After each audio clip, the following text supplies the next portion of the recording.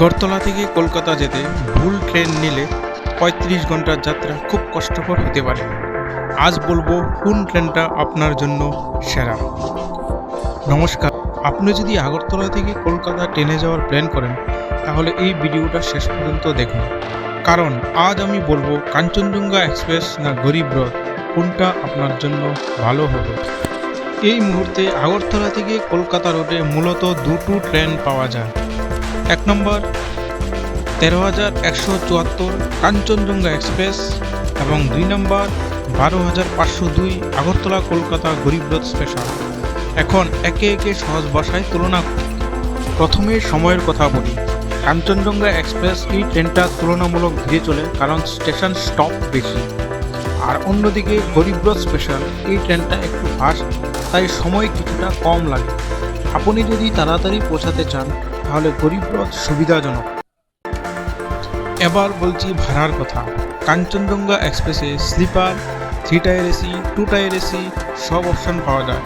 Family বা elderly যাত্রীদের জন্য এটা খুব ভালো।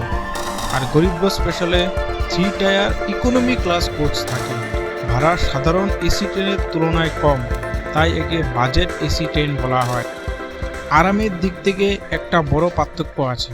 আপনি যদি ফ্যামিলি নিয়ে যান তাহলে কাঞ্চনজঙ্ঘা এক্সপ্রেস বেশি কমফোর্টেবল, আর আপনি যদি একাই যান বা বাজেট কম থাকে তাহলে গরিবরথ ভালো চয়েস হতে পারে। কিন্তু হ্যাঁ, গরিবরথে সিট খুব লিমিটেড থাকে।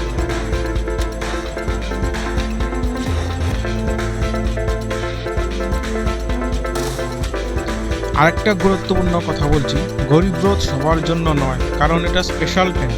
কখনো কখনো ক্যান্সেল বা রিশিডিউল হতে পারে, আর সিট অ্যাভেলেবিলিটি কম থাকায় তৎকালে পাওয়া কঠিন হয়। অন্যদিকে কাঞ্চনজঙ্ঘা এক্সপ্রেস একটু স্লো হলেও কম্পারেটিভলি বেশি রিলায়েবল। তাহলে শেষ কথা পরিষ্কার করে বলি, আপনি যদি ফ্যামিলি নিয়ে যান, বয়স্ক মানুষ থাকেন, রিল্যাক্স জার্নি চান, তাহলে কাঞ্চনজঙ্ঘা এক্সপ্রেস নিন।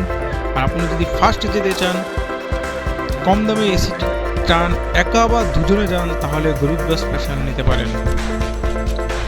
আপনি কোন ট্রেনে যেতে পছন্দ করবেন কমেন্ট করে জানাবেন। এই ধরনের ট্রেন প্লাস ট্রাভেল আপডেট পেতে চ্যানেলটি সাবস্ক্রাইব করুন।